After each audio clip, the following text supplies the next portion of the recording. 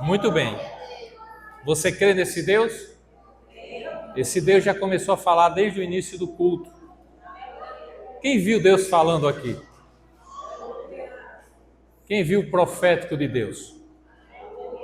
O irmão, eu não sei se é a primeira vez que... É a primeira vez que o senhor vem?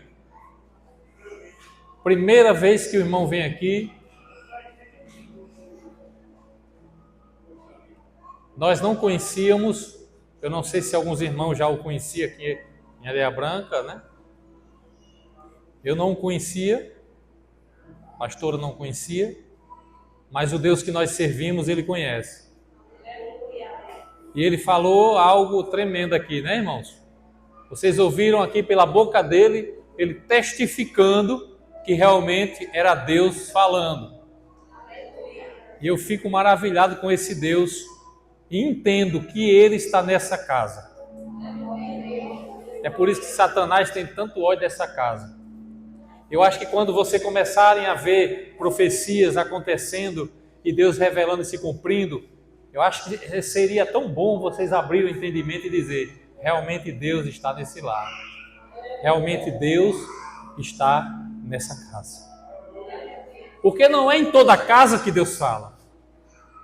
Não é em todo canto que Deus fala. Quanto tempo não faz que algum de vocês aqui nunca ouviram até a tempo Deus falar? Mas quem vem para essa casa vê Deus fazer milagres. Quem vem para essa casa vê Deus falar em profecia. Quem vem para essa casa vê pessoas virem aqui na frente e darem testemunho do que Deus fez através das profecias aqui nesse lugar. Então isso é uma prova de que Deus está na casa.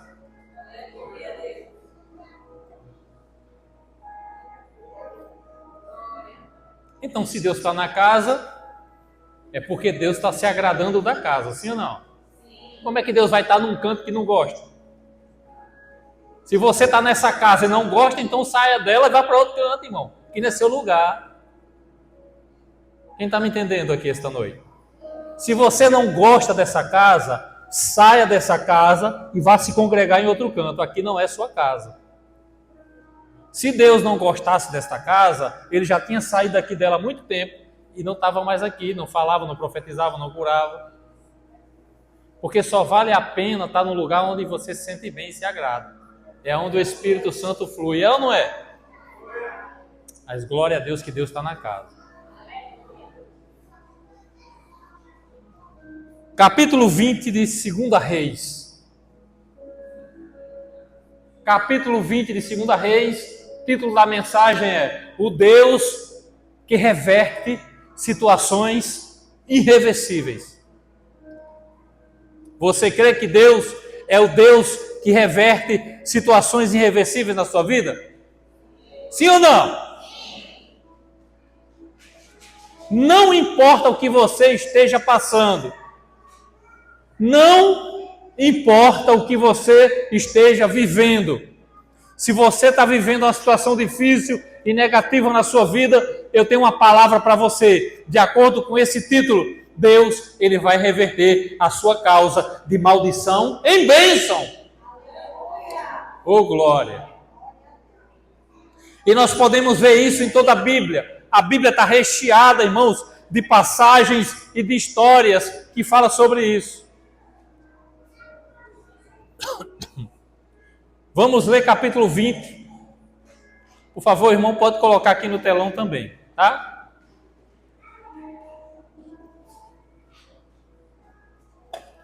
Capítulo 20.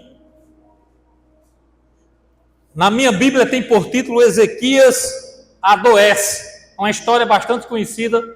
Vamos ler porque tem um significado bastante profundo.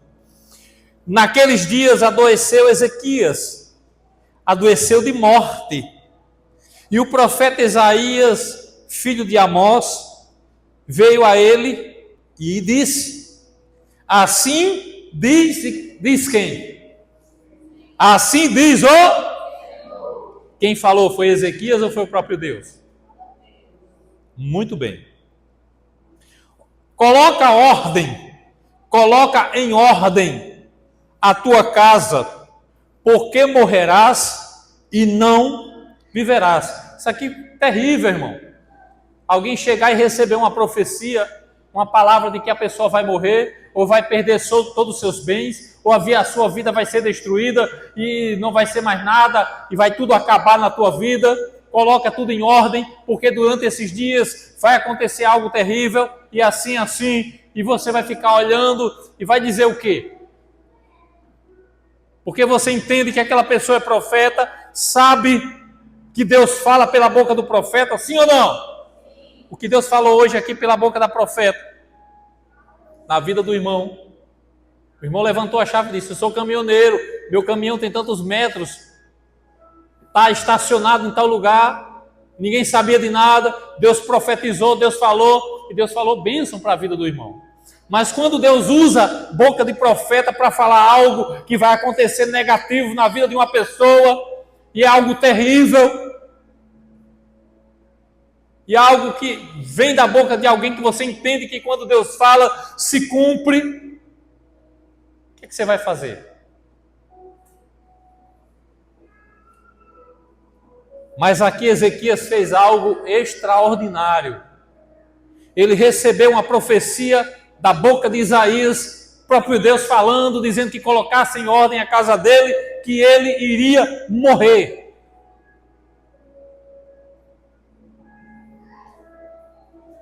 Então Ezequias virou o rosto para a parede e orou ao Senhor, dizendo: oh glória. Diga assim: Ezequias virou o rosto para a parede e orou a quem? Foi pedir aos advogados? Foi pedir ajuda aos homens? Aos parentes? Ele foi pedir ajuda a quem? Ao Rei dos Reis e Senhor dos Senhores. Aleluia. Você tem esse Deus na tua vida? E parece que muitas vezes as coisas estão ao contrário na tua vida, está indo de mal a pior, você não sabe o que fazer, as tuas finanças não estão bem, o teu casamento não está bem, os teus filhos não vai bem, tudo está dando para trás, é problema, é boletos para pagar, é situações na tua casa para resolver, é o gás que acabou, é a energia que está para cortar. Aí você tem que se virar, você tem que procurar uma parede na tua casa, ô glória. Você tem condição de procurar uma parede, sim ou não? Você tem condição de se virar para uma parede e dizer, conversar com Deus, com o Rei dos Reis e Senhor dos Senhores, e dizer: Senhor, eis-me aqui, eu não tenho condição, meu Pai, para isso, a minha vida, Senhor, está de mal a pior, eu não consigo, Senhor, eu só tenho a Ti, Senhor. Aí o Senhor disse: só tem a mim, então você tem tudo. Você tem tudo. Não se preocupe. Se você está vivendo uma situação difícil, parecida com essa de Ezequias, eu pergunto mais uma vez a você esta noite: você tem parede para conversar com Deus? Mas o que foi que Ezequias falou aqui?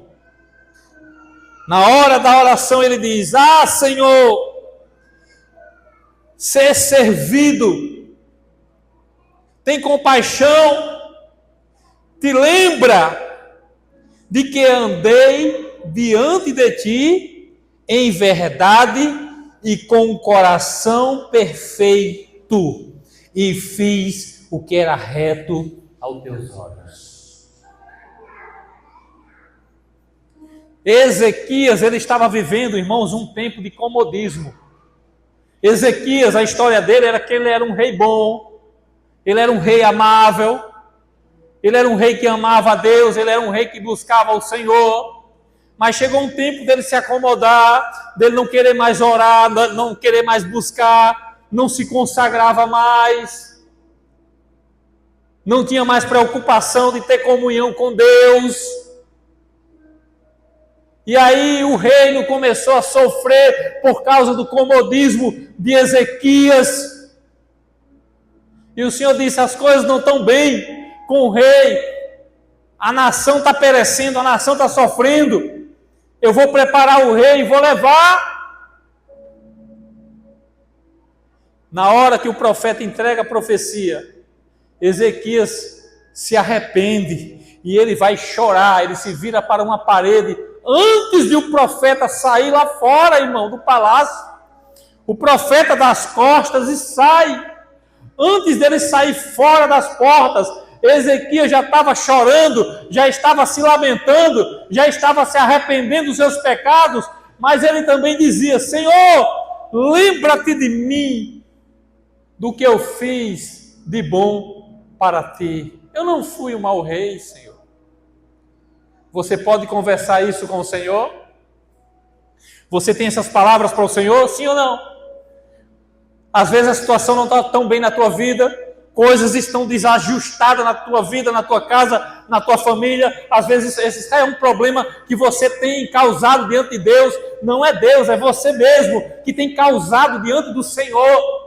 E Deus, ele fica triste, Deus, ele se afasta, Deus, ele deixa você um pouco de lado, e as coisas começam a piorar, mas parece que você não quer mudar, a sua história não muda, você não se levanta, e Deus manda um profeta ou uma profeta para dizer como é que está a história da tua vida, a situação, mas muitas vezes, de você ouvir um profeta e a profeta, você abre seu coração orgulhoso e diz, quem é ele, quem é ela, que conversa mole, que história, eu não escuto não é Deus não. Aí a sua vida só vai de mal a pior, e começa a piorar, porque deixa entrar o orgulho do diabo no coração. Não, eu não gosto dele, eu não gosto dela, quem é ele e ela para falar assim comigo? Fala tão forte comigo, é tão duro comigo. A igreja carece de serviços. A igreja carece de serviços. Nós precisamos de muitas pessoas voluntárias para servir o Senhor. Aí você não é uma das voluntárias, um dos voluntários. Aí muitas vezes a sua vida está sofrendo. Você está sofrendo em casa. Você está sofrendo represália do diabo e acha e pensa que não sabe o que é. Você está sofrendo perseguições de Satanás e pensa, acha que é um acaso, que é por acaso, isso está acontecendo comigo porque tem que acontecer. Não é não, meu irmão e minha irmã, é porque muitas vezes você não se disponibiliza para fazer as coisas de Deus. Você faz vista grossa, tem limpeza na igreja, não vem, tem cantina na igreja, não vem, tem festas da igreja, não vem, você não se compromete com nada do Senhor. Aí, irmão, muitas vezes Deus olha para você e fica triste com você, e Deus se afasta de você e não faz nada por você, porque as coisas do reino de Deus, irmãos, é se comprometer com as coisas do reino da terra. Dá uma glória para Jesus mais forte. As coisas do céu é conectada com a terra. É conectada com a terra. E de repente desanda tudo na sua casa, na sua vida, na sua saúde, na sua família. Aí Deus fala para o profeta, fala tudo.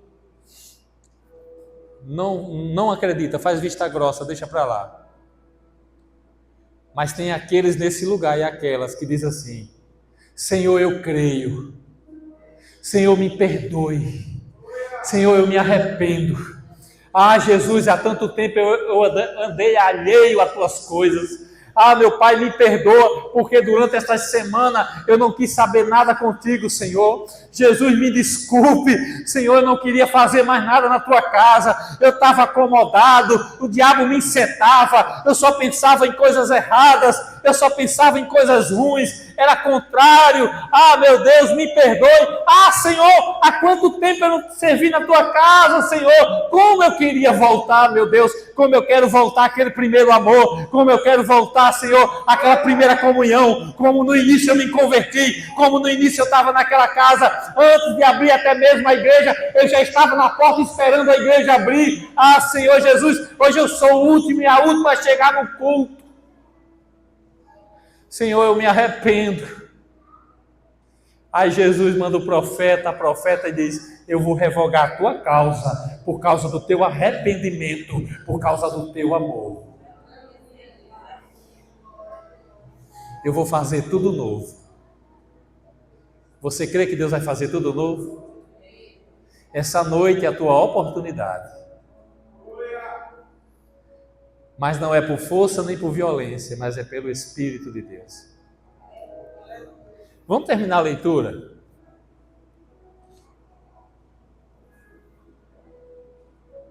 E aí Ezequias orou no versículo 3, e ele diz: perfeito, e fiz o que era perfeito, e o que era reto aos olhos do Senhor.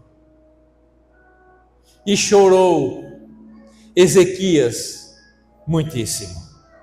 Esse choro de Ezequias era um choro de arrependimento.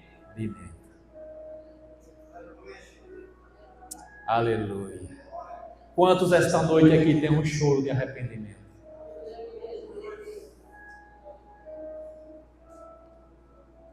Na hora, sucedeu, pois, que não havendo Isaías ainda saído do meio do pátio, veio a ele a palavra do Senhor, dizendo: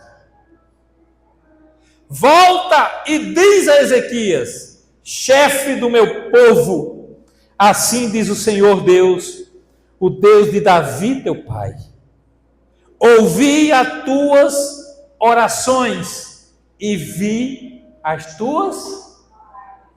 Irmão, tem que orar, mas tem que ter choro. Tem que orar, mas tem que ter ressentimento. Tem que orar, mas tem que ter o verdadeiro sentimento, porque as lágrimas é a exteriorização do sentimento do coração, um sentimento verdadeiro.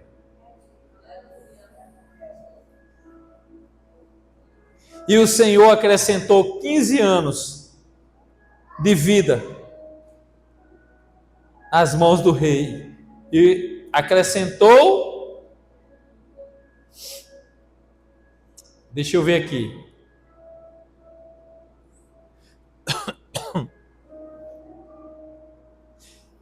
6, e acrescentarei aos teus dias 15 anos, e das mãos do rei da Síria te livrarei, a ti e a esta cidade. Amém, igreja? Amém. O Senhor é o Deus Todo-Poderoso para livrar qualquer crente, qualquer homem e mulher de Deus de todo mal. Cabe a gente se arrepender. Eu repito, cabe a nós nos arrependermos. O arrependimento é algo muito poderoso, mas tem que ser um arrependimento de sincero coração, irmão. Não é um arrependimento da boca para fora. Eu queria ler outro versículo. Por favor, se você puder colocar em Jonas, capítulo 2, versículo 7. Jonas estava no ventre do peixe, como nós sabemos. Aí nós sabemos, entendemos a história que depois de 3 dias, no terceiro dia, o peixe regurgita Jonas. E Jonas vai para a praia na Nínive. Mas você sabia que Jonas fez uma oração? Se Jonas não tivesse orado e se arrependido no ventre do peixe, ele tinha se transformado só os ossos. E o peixe tinha digerido ele, e o Senhor tinha levantado outro, com outro nome, sem ser Jonas, e tinha feito a mesma história que nem Jonas, mas Deus tinha cumprido a promessa dele. Porque Deus, ele é poderoso. Deus não precisa de nós. Nós é que precisamos do Senhor. É por isso que temos que nos arrepender. Irmão, se você é um Jonas hoje, que crê que Deus, ele revoga causas, enquanto nós nos arrependemos, então aproveita a oportunidade hoje. Porque quem sabe que é hoje que Deus está te dando a oportunidade?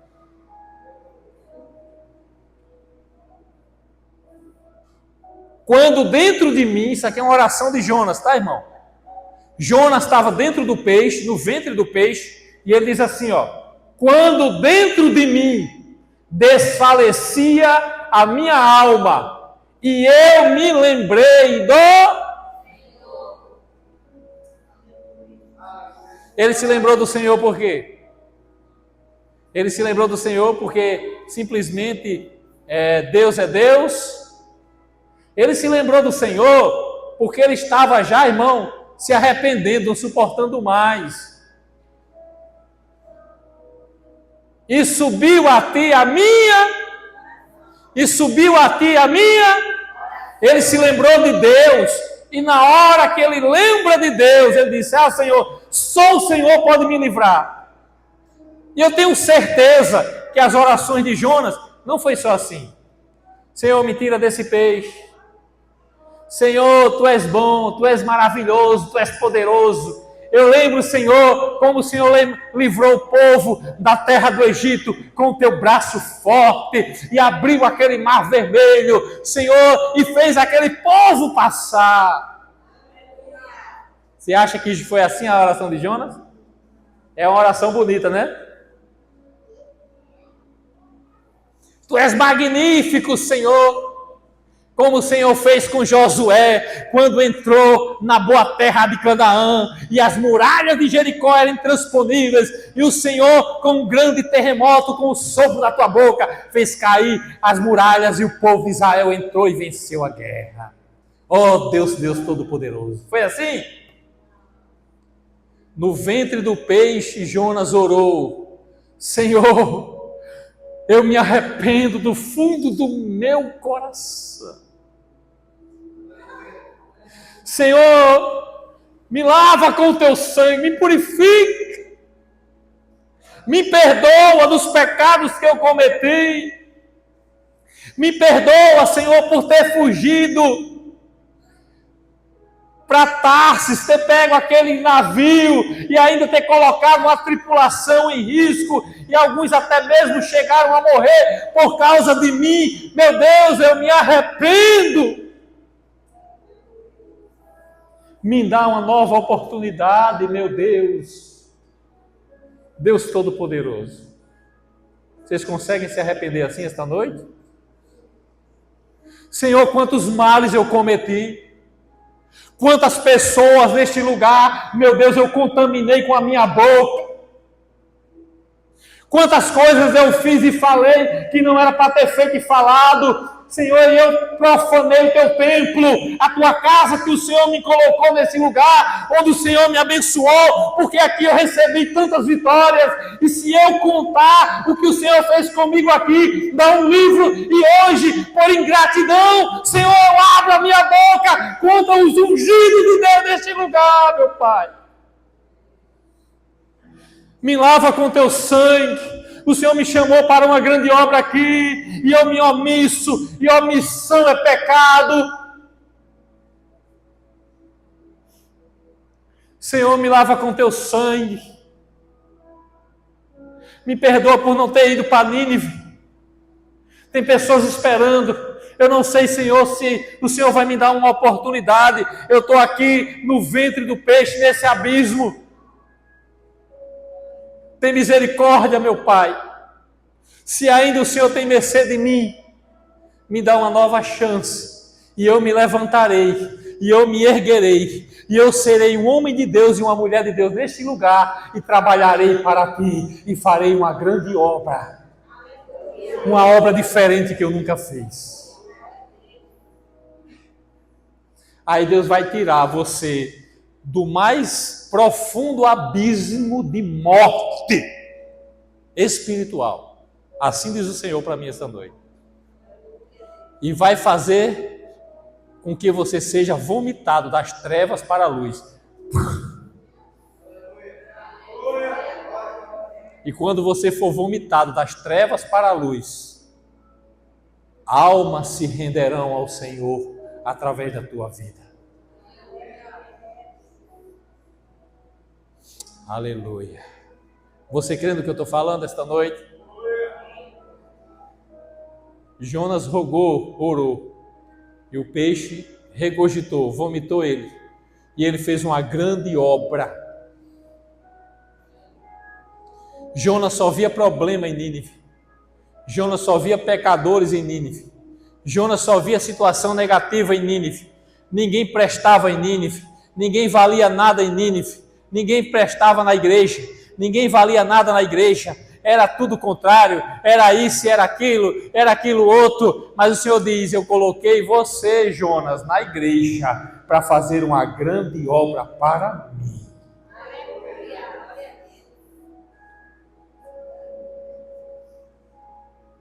Deus reverte. Diga assim: Deus reverte situações irreversíveis. Dá glória a Deus bem forte. Vamos ficar de pé. Aleluia. Eu quero... Você recebe cada palavra esta noite? Ainda tinha tanto para falar, irmãos. Eu ainda tinha tanto que falar. Tem tantas passagens maravilhosas. Mas vamos deixar para outro dia. É momento de dizimar e ofertar. Por favor, coloque o gasofilaço. Você que trouxe sua oferta, você que trouxe seu dízimo. Olha, irmão.